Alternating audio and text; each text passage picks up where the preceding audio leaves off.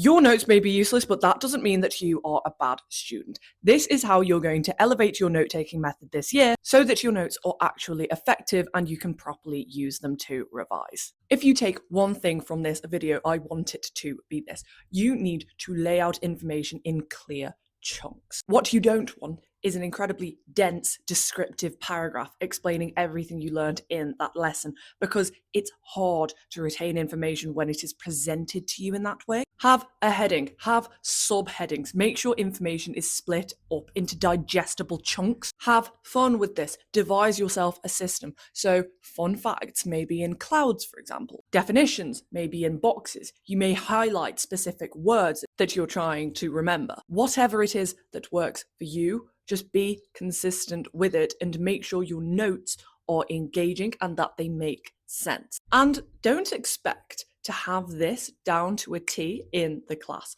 Oftentimes, if you are taking notes from what your lecturer or what your teacher is saying, rather than what's just on the board, you'll be writing very fast and you're just trying to get all of the information that the teacher is saying down onto the page. So it may be difficult to make these comprehensive, succinct notes. However, after you have initially written down what is being said, you can go back and revise those notes. You can condense that information, making sure that you have understood it and that the information is very clearly laid out.